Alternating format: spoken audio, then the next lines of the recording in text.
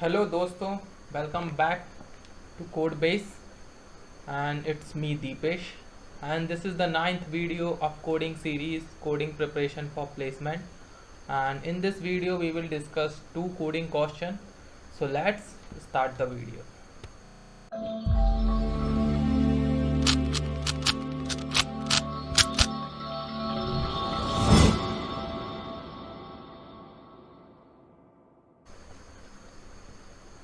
So दोस्तों, in the last video we have completed coding question number 16 and 17, and in this video we are going to look about the coding question number 18. So let's read the coding question number 18. Given a pair of positive integer m and n where m is less than n, और m की जो value है वो किसके बीच में होगी, 0 to 999 के बीच में, एंड n की वैल्यू जो है वो किसके बीच में होगी, 1 to 999 के बीच में. Write a program to smartly affix zeros while printing the number from m to n. मतलब हमको एक क्वेश्चन दिया हुआ है जिसमें दो इंटीजर वैल्यू होंगी m एंड n, और m जो है वो n से छोटा होगा, मींस जो n की वैल्यू है वो m से बड़ी होगी. m की वैल्यू जो है वो लाई करेगी 0, वो होगी 0 से बड़ी होगी, और 999 मतलब 999 से छोटी होगी, और n की वैल्यू जो है वो 1 से बड़ी होगी, और 999 से छोटी भी हो सकती है, 999 के बराबर भी हो सकती है. तो हमको एक प्रोग्राम लिखना है जिसमें क्या करना है, हमको ज़ीरो अफिक्स करना है. मतलब हमको नंबर के आगे क्या लगाना है, 0 लगाना है जब हम नंबर्स को प्रिंट करेंगे कहाँ से कहाँ तक, m से n तक. मींस m जो है वो स्मॉल वैल्यू होगी और n जो है वो बड़ी वैल्यू होगी. ठीक है. सो जैसे हमको एक एग्जांपल दिया है, जैसे हमको यहाँ पर दिया है 5 जो है वो m की वैल्यू है, 10 जो है वो n की वैल्यू, तो हमको 5 से लेके 10 तक नंबर प्रिंट करना है. और क्योंकि ये जो नंबर है 10 जो है वो क्या है, 2 डिजिट में है. 10 जो है वो किस में है, 2 डिजिट में. तो जहाँ से भी नंबर स्टार्ट हो रहा है उससे हम एक एक जीरो इसमें क्या करेंगे, अफिक्स करते जाएंगे. जैसे ये 5 से स्टार्ट हो रहा है, कहाँ तक जा रहा है, 10 तक. तो क्योंकि 10 जो है वो 2 डिजिट्स की नंबर है, 2 डिजिट का नंबर है, इसलिए 5 यहाँ पे अकेला प्रिंट नहीं होगा. 5 के साथ साथ उसके पहले क्या लगाना है हमको, 0. सेम चीज, same thing for the 6, for 7, for 8 and for 9. Okay, let's see some more example. जैसे यहाँ पर दिया हुआ है एग्जाम्पल नंबर 2, इनपुट दिया है 9 to 100. मीन्स जो लोअर वैल्यू है वो 9 है और अपर वैल्यू क्या हमारे पास 100 है. अब 100 जो है वो 3 डिजिट में नंबर है. 100 जो है वो 3 डिजिट में नंबर है, मतलब हमको 9 से लेके 100 तक के नंबर प्रिंट करना है. अब क्योंकि 3 डिजिट में नंबर दिया हुआ है 100, इसलिए 9 से तो स्टार्ट करेंगे हम नंबर, 9 से हम स्टार्ट करेंगे, लेकिन 9 जो है वो सिंगल डिजिट वैल्यू है इस, और क्योंकि 100 जो है वो 3 डिजिट वैल्यू है, इसलिए 9 के पहले क्या लग जाएंगे, 2 0. ऐसे ही तो यहाँ पे देखिए आप एक्सपेक्टेड आउटपुट में क्या हो रहा है, 9 के पहले क्या लगा हुआ है, 2 0, फिर 10 के पहले क्या लगा हुआ है, 1 0. तो जितनी भी 2 डिजिट्स के नंबर हैं उनके पहले एक एक जीरो अफिक्स है. क्यों है, क्योंकि जो 100 है, जो अपर वैल्यू दी हुई है वो 3 डिजिट में है, इसलिए हमको ये जो 10 है, 11 है, 12 है, वो 2 डिजिट में, उसमें एक जीरो हमको क्या करना पड़ेगा, अफिक्स करना पड़ेगा. Okay, so this is the question. अब इस क्वेश्चन के लिए हमको क्या लिखना है, कोड लिखना है. और कोड लिखते समय में ये ध्यान रखना है, जो m की वैल्यू इनपुट करेंगे हम, वो किसके बीच में होनी चाहिए, वो होनी चाहिए 0 से बड़ी और 999 से छोटी. और n की वैल्यू जो इनपुट करेंगे वो 1 से बड़ी होनी चाहिए और 999 से छोटी या उसके बराबर होनी चाहिए. So let's see the code for the coding question number 18, code 18. So here we took two variable low and up. तो लो को भी हम इनपुट कराएंगे int of input, और up को भी क्या कराएंगे हम, int of input. पाइथन में जो होता है इनपुट फंक्शन होता है जिससे हम यूजर से इनपुट लेते हैं.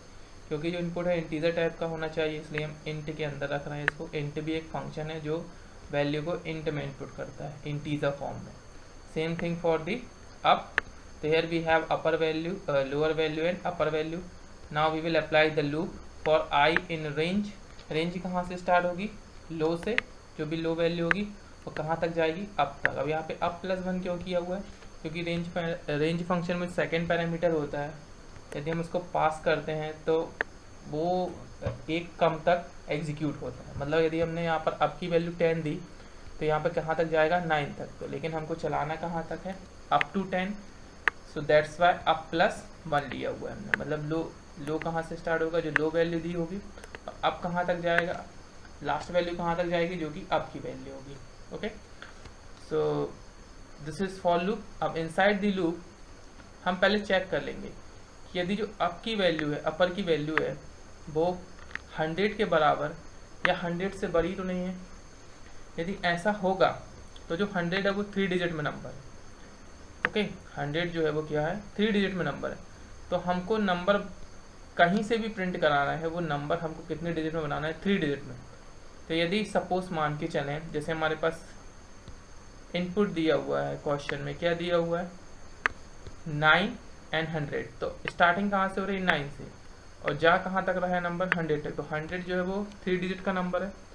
क्योंकि 9 से स्टार्ट करना है तो हमको 9 से प्रिंटिंग स्टार्ट करनी है, लेकिन 9 जो है सिंगल डिजिट का नंबर है, तो उसके आगे हमको क्या ऐड कर देना है, 20। तो मतलब यहाँ पर हमने प्रिंटिंग में क्या लिखा हुआ है, यदि हमारी अपर वैल्यू 100 से बड़ी या बराबर होगी तो जो नंबर प्रिंट होगा वो 3 डिजिट में प्रिंट होगा। यदि वो नंबर 3 डिजिट का है तो वो number as it is print हो जाएगा। लेकिन अगर नंबर 2 डिजिट्स का होगा तो उसमें एक 0 अफिक्स हो जाएगा, और यदि नंबर 1 डिजिट का होगा तो उसमें 2 0 अफिक्स हो जाएंगे।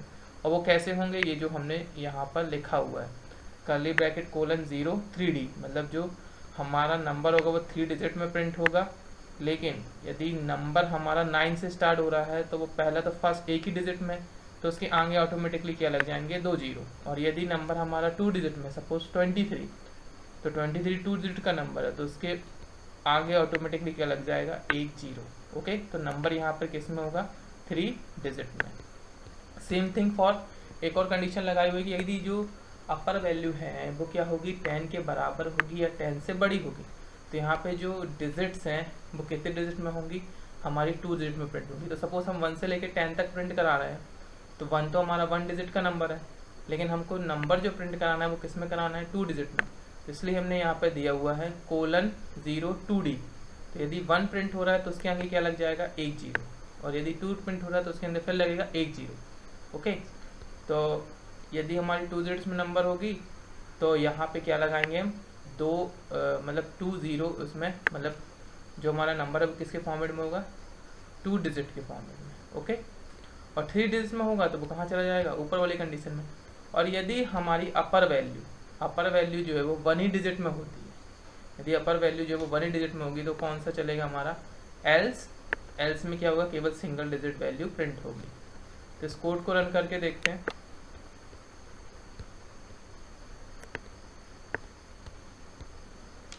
सबसे पहले हमको लोअर वैल्यू लेनी है। तो लोअर वैल्यू जैसे हमारे पास कोड में दी हुई है, हमारे 5 लोअर वैल्यू दी है 5, अपर वैल्यू दी हुई है 10। ओके, तो यहाँ पर हम इनपुट करते हैं 5, नेक्स्ट इज 10।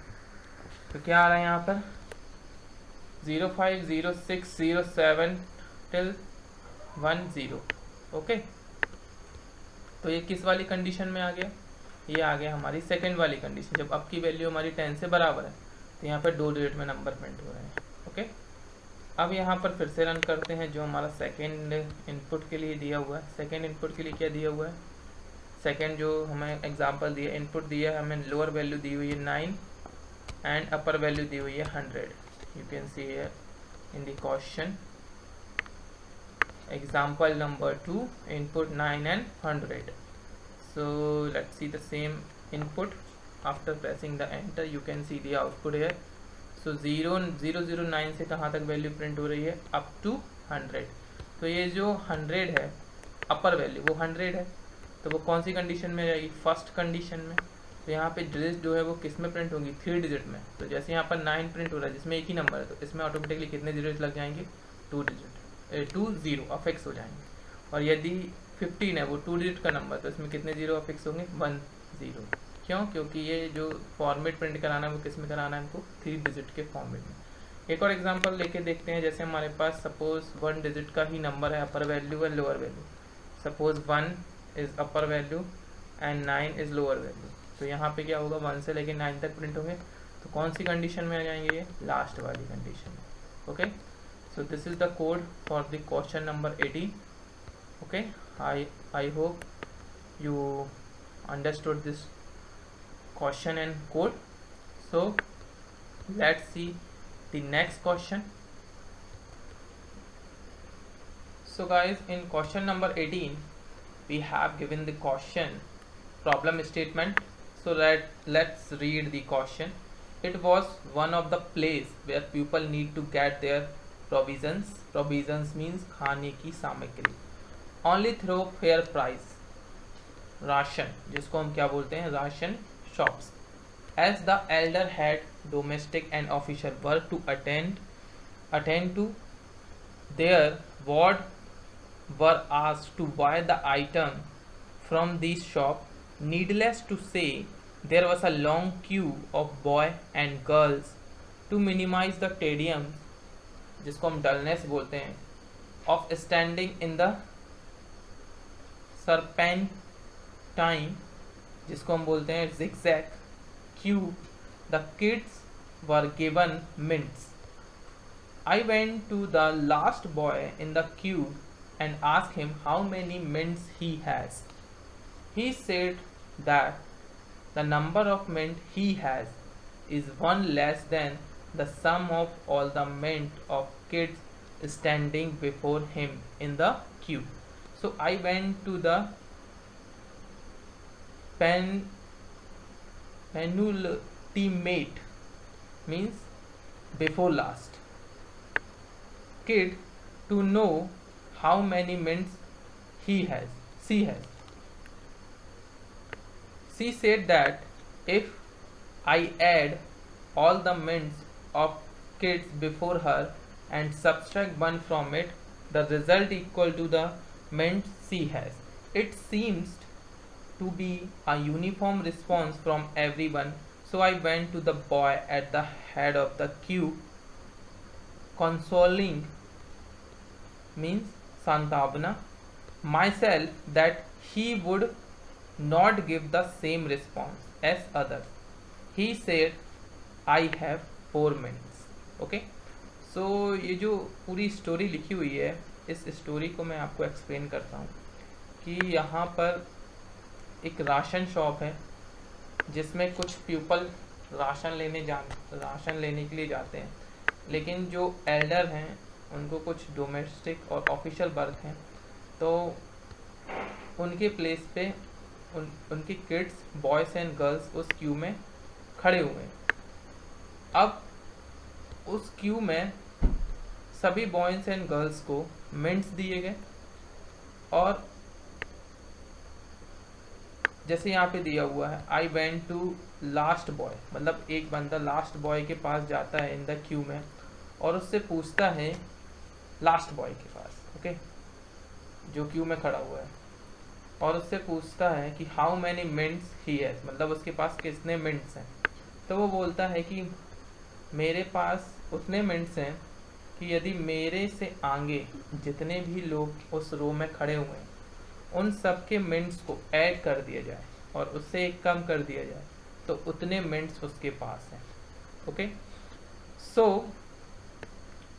अब क्या होता है कि जो उससे पूछ रहा है कितने मिनट्स है वो दूसरे के पास जाता है, मतलब so I went to the before last kid to know how many minutes he has, मतलब अब वो किसके पास गया, बिफोर लास्ट के बाद, मतलब लास्ट से पहले। सबसे पहले उसने किससे पूछा, लास्ट बॉय से, फिर उसने किससे पूछा, बिफोर लास्ट, मतलब लास्ट से पहले वाले के, तो वही गर्ल्स है सी, ओके, सी हैज़, मतलब उसके पास उससे पूछा उसने, तो इसने भी सेम आंसर दिया। She said that if I add all the mints of kids before her and subtract from one from it, मतलब उसने भी सेम आंसर दिया कि मेरे पहले जितने भी लोग लगे हुए हैं, जितने भी बॉयज़ एंड गर्ल्स लगे हुए हैं, उन सब के पास जितने भी मिनट्स हैं उन सबको ऐड कर दिया जाए और एक सब्सट्रैक्ट कर दिया जाए, उतने मिनट्स उसके पास भी हैं। किसके पास, सेकेंड लास्ट किड्स के पास। फिर उसके बाद जो भी ये क्वेश्चन पूछ रहा है उसको यह लगता है कि सभी से उसको यही रिस्पांस मिलने वाला है, तो वो एट द लास्ट क्या होता है कि वो जाता है सबसे उस क्यू में हेड में लगे, सब उस क्यू के सबसे आगे, मतलब I went to the boy at the head of the queue, मतलब उस क्यू के सबसे आगे जो बॉय लगा हुआ है उससे पूछता है कि उसके पास कितने मिनट्स हैं, और वह ये सोचता है कि उससे उसको सेम रिस्पॉन्स ना मिले जो उसको अदर से मिला है। लेकिन वो जो बॉय है वो क्यू के सबसे आगे लगा हुआ है, उसने बोला कि मेरे पास कितने मिनट्स हैं, आई हैव 4 मिनट्स। तो ये है ओवरऑल क्वेश्चन। तो अब इसमें क्या दिया है, और क्वेश्चन में given the number of first kids मिन, मतलब एन की वैल्यू दी है। एन क्या है, एन वो वैल्यू है जितने मिनट्स किसके पास है, फर्स्ट किड्स के पास, जो उस रो में फर्स्ट पोजीशन पे लगा हुआ है। और एल क्या दिया हुआ है, लेंथ, एंड द लेंथ जो है वो क्या दिया हुआ है, length of the queue as input, मतलब हमको इनपुट क्या क्या करना है, सबसे पहले एन की वैल्यू इनपुट करनी। तो एन की वैल्यू क्या है, जो उस क्यू में सबसे पहला बॉय है उसके पास, जो सबसे पहला किड्स है उसके पास जितने मिनट्स हैं वो किसकी वैल्यू है, एन की वैल्यू। और लेन की वैल्यू क्या है, जितने लोग उस लाइन में लगे हुए हैं, जितने बॉयज़ एंड गर्ल्स उस रो में या उस क्यू में लगे हुए हैं। तो ये दो वैल्यू हमको इनपुट करनी, और हमको डिस्प्ले क्या करना है, write a program to display the total number of min with all the kids. ठीक है, तो यहाँ पर हमको दो इनपुट वैल्यू दी हुई है, एक जो पहले वाले बॉय के पास या पहले वाले उस क्यू के जो सबसे पहले लगा हुआ है उसके पास कितनी मिनट्स हैं, और दूसरा उस क्यू की लेंथ कितनी है। और हमको प्रिंट क्या कराना है, उस क्यू में लगे हुए सभी लोगों के या सभी बॉयज़ एंड गर्ल्स के पास टोटल नंबर ऑफ कितनी मिनट्स है। अब यहाँ पर हमको कॉन्स्टेंट्स भी दिए हुए हैं कि जो n की वैल्यू है वो क्या होनी चाहिए, 2 से बड़ी होनी चाहिए और 10 से छोटी होनी चाहिए, और लेन की वैल्यू भी क्या है, 1 से बड़ी होनी चाहिए और 10 से छोटी होनी चाहिए। ठीक है, तो सबसे पहला इनपुट क्या दिया हुआ हमको, 4 and 2। 4 क्या हुआ, जो फर्स्ट बॉय के पास मिनट्स हैं, और 2 क्या होगा यहाँ पर, लेंथ ऑफ द क्यू, मतलब उस क्यू में 2 लोग लगे हुए हैं और पहले वाले बंदे या पहले वाले बॉय या गर्ल के पास कितने मिनट्स हैं, 4 मिनट्स। ओके, और जो आउटपुट आ रहा है वो क्या आएगा, 7। ऐसे ही हमको एक और इनपुट दिया हुआ है, इनपुट क्या दिया हुआ है, 14 and 4। 14 and 4 मतलब जो पहले वाले बॉय के पास है हेड ऑफ द क्यू के पास कितने मिनट्स होंगे, 14, और उस रो में उस क्यू में कितने लोग लगे हुए हैं, 4 people. Okay, 4 girls and boy. तो इसके लिए हमको कोड करना है। ठीक है, तो पहले तो हम इसका लॉजिक समझते हैं कि इसमें क्या कहा गया है। तो ये जो हमको इनपुट वैल्यू दी है 4 and 2, और उससे रिलेटेड आउटपुट जो हमारा 7 आ रहा है वो इस तरीके से आ रहा है कि यदि यहाँ पर दिया हुआ है 4 क्या है, जो पहले वाले हेड ऑफ द क्यू के पास जितने मिनट्स हैं, और उस रो में कितने लोग लगे हुए हैं, 2 लोग। तो यदि पहले वाले के पास 4 है तो उसके बाद वाले के पास कितनी होगी, 3, क्योंकि यही क्वेश्चन का लॉजिक है कि अगर कोई लास्ट में लगा हुआ है तो उसने ये बोला हुआ है कि हमारे आगे जितने भी लोग लगे हुए हैं उनके पास जितने भी मिनट्स हैं उससे कम कर दिया जाए तो वो हमारे पास, तो यहाँ पे 2 ही लोग लगे हुए हैं और पहले वाले के पास कितनी मिनट्स हैं, 4, तो लास्ट वाले के पास कितनी मिनट्स होंगी, -1 3, तो पहले वाले के पास 4 और दूसरे वाले के पास 3, दोनों को ऐड कर दी तो क्या आ गया रिजल्ट, 7। तो यही लॉजिक है। और यदि इसमें 3 लोग होते तो क्या होता, और अगर हमारे 3 लोग होते, यदि यहाँ पर 3 होते और यहाँ पर 4 होता, तो पहले वाले के पास कितने मिनट्स है, 4, तो दूसरे वाले के पास कितनी होगी, 3, तो फिर तीसरे वाले के पास कितनी होगी, तो 4 और 3 को ऐड करेंगे होगा 7, 7 में से माइनस क्या कर देंगे, 5, तो तीसरे वाले के पास कितनी होंगी, 5 मिनट्स। ओके, फिर उसके बाद हम क्या करेंगे, 4, 3 and 5 को ऐड कर देंगे, तो 4, 3, 5 को ऐड कर देंगे, 4 and 3 कितना हो, 4 + 3 कितना होगा, 7, 7 + 5 कितना हो गया, 12 आंसर होगा। ओके, तो इसका कोड देखते हैं। So code number 19। तो जैसे कि फर्स्ट इनपुट दिया हुआ है 4 and 2, तो यहाँ पे n की वैल्यू क्या है हमारे पास 4, और लेंथ कितनी दी हुई है q की 2। Okay, so first kid has n = 4 min and length of the queue L equals to 2। तो इसमें क्या होगा, फर्स्ट किट के पास कितनी होगी 4, सेकेंड के पास कितनी होगी 3, 4 माइनस 1 3, दोनों को ऐड कर देंगे तो आंसर क्या आ रहा है 7। और यदि हम सेकेंड इनपुट लेके चल रहे हैं तो यहाँ पर क्या दिया है 14 n की वैल्यू एंड 4 जो है वो क्या दी है L की वैल्यू। Okay, so first kid has n equals to 14 mints and length of the queue is L equals to 4। तो इसका अगर हम लॉजिक बनाते हैं तो क्या होगा, इसका लॉजिक होगा पहले वाले के पास है 14, फिर उससे कम कितना होगा 13, 14 और 13 को ऐड कर दो, माइनस 1 करो तो कितना होगा 26। अब 26, 13 एंड 14 को ऐड कर दो, माइनस 1 करो तो कितना होगा 52। अब 4 चारों जो वैल्यू है 4 वैल्यू उनको ऐड कर दो तो टोटल रिजल्ट कितना आ रहा है 105। ओके, बट यदि हम यहाँ पर कंडीशन देखें जो क्वेश्चन में दी हुई है, हमारे कंडीशन क्या दी हुई है, जो n की वैल्यू है वो किससे बड़ी नहीं होनी चाहिए, 10 से बड़ी नहीं चाहिए, मतलब n की वैल्यू जो 10 से छोटी होनी चाहिए। ओके, मतलब जो फर्स्ट बॉय के पास मिनट्स है उसको n की वैल्यू बोला गया, तो n की वैल्यू जो वो किसके बीच में होनी चाहिए 2 से 10 के बीच में। लेकिन यहाँ पर सेकेंड इनपुट जो हम देख रहे हैं उसमें n की वैल्यू कितनी दी है 14, तो ये इनकरेक्ट इनपुट दिया हुआ है। ओके, लेकिन इसके लिए भी हम कोड एग्जीक्यूट करेंगे। तो यहाँ पर सबसे पहले हम क्या करेंगे, n और l को इनपुट कर लेंगे, क्योंकि n और l को हमको एक ही लाइन में इनपुट करना है, इसलिए हम स्प्लिट फंक्शन का यूज़ कर सकते हैं पाइथन में। और जब हम स्प्लिट फंक्शन का यूज़ करते हैं पाइथन में और हमको इंटीजर में ही वैल्यू इनपुट करानी है तो हम मैप फंक्शन के अंदर इंट फंक्शन को भी प्लेस करते हैं और इनपुट फंक्शन को ही, और उस पर क्या लगाते हैं स्प्लिट। तो n और l की वैल्यू हम एक ही लाइन में इनपुट करेंगे। फिर यहाँ पर जो कंडीशन दी हुई कांस्टेंट दी हुई क्वेश्चन में वो लगा दिया हमने कि जो n की वैल्यू वो 2 से बड़ी होगी और n की वैल्यू किससे छोटी होनी चाहिए 10 से। सेम थिंग सेकेंड कांस्टेंट जो दिया हुआ है l की वैल्यू जो है वो ग्रेटर होनी चाहिए 1 से एंड l की वैल्यू जो है वो लेस होनी चाहिए किससे 20 से। तो यदि अगर ये कंडीशन फॉलो करते हैं तो फिर हम क्या करेंगे, अपना कोड एग्जीक्यूट करेंगे। ओके, तो चलो हम देखते हैं इसके लिए फर्स्ट इनपुट के लिए। तो फर्स्ट इनपुट क्या दिया हुआ है, n की वैल्यू 4 और l की वैल्यू 2। ओके, तो यहाँ हम देखते हैं n की वैल्यू 4 और l की वैल्यू है 2। ओके, सबसे पहले हमने सम ले लिया, सम में क्या स्टोर करा दिया 4। ओके, अब ये लूप कहाँ से कहाँ तक चलेगा, for i in range 1, L 1, L का मतलब ये है कि जो लूप है वो कहाँ से स्टार्ट होगा 1 से और L तक जाएगा, लेकिन रेंज फंक्शन सेकंड पैरामीटर देते हैं उससे कम तक चलता है। तो यदि L की वैल्यू यहाँ पर हमें जो इनपुट में दिया हुआ है वो 2 है तो ये लूप कितनी बार चलेगा, ओनली 1 टाइम। क्यों चलेगा 1 टाइम, क्योंकि n की वैल्यू 4 ऑलरेडी हम किस में स्टोर कर चुके हैं पहली टाइम पे सम में। ओके, अब हमको उसको एक ही बार माइनस करना है, मतलब 3 बस करना है उसको, इसलिए हम इस लूप को कितनी बार चलाएंगे, एक ही बार। सबसे पहले क्या किया, सम में हमने स्टोर कर दिया n क्या है हमारे पास 4 और l क्या है यहाँ पर 2, मतलब ये लूप कितनी बार चलेगा, एक बार। अब हमने क्या किया, जो प्रीवियस वैल्यू बनानी है, प्रीवियस वैल्यू मतलब पहली वैल्यू क्या बन गई हमारी यहाँ पर 4 जो ऑलरेडी सम में स्टोर है।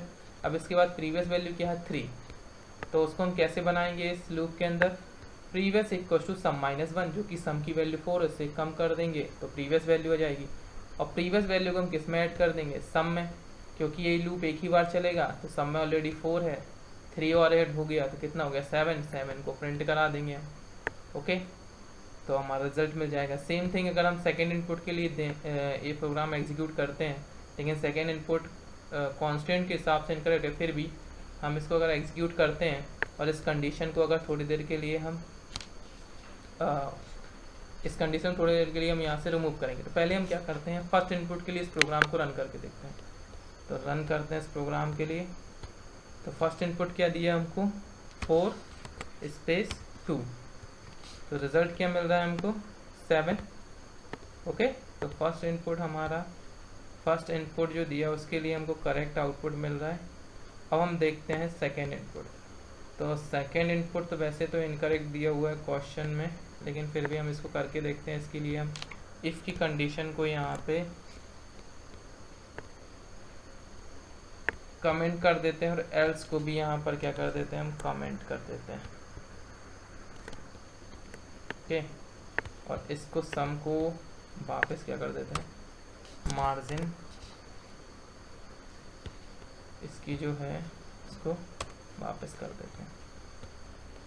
अब जो हमको सेकेंड इनपुट दिया उसके लिए हम इस प्रोग्राम को एग्जीक्यूट करेंगे। तो run this code. Second input क्या दिया है हमको, सेकेंड इनपुट दिया है 14 और 4। तो रिजल्ट क्या मिल रहा है 105। कैसे मिल रहा है ये देखिए, आप ऊपर इसमें एक्सप्लेन किया 14, 13, 26, 52 और क्या आ रहा है रिजल्ट 105। कैसे आ रहा है इसको अभी हम यहाँ पे समझते हैं। सबसे पहले क्या किया हमने, यहाँ पर सम की वैल्यू क्या है हमारे पास, यहाँ पर 14 है तो 14 स्टोर कर दिया, और एल की वैल्यू क्या दिया हमको 4।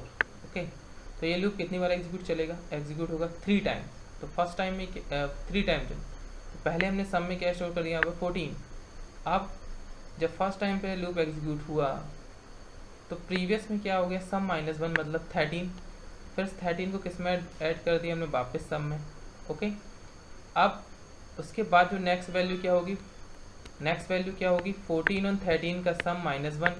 तो सम में तो ऑलरेडी वैल्यू है, ठीक है, सम को -1 कर दिया तो हमारी प्रीवियस वैल्यू क्या आ जाएगी 26। ओके, तो 26 अगेन किस में ऐड हो जाएगी, सम में।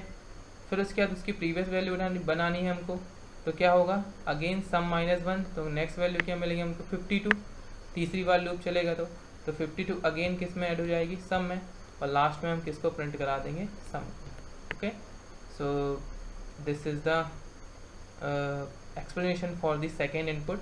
बट हम सेकेंड इनपुट के लिए इसको कंसीडर नहीं करेंगे क्योंकि वो इनपुट इनकरेक्ट दिया हुआ है इस कंडीशन के अनुसार जो कांस्टेंट हमको क्वेश्चन में दिए हुए हैं। तो हम इफ एल्स कंडीशन भी लगाएंगे यहाँ पर।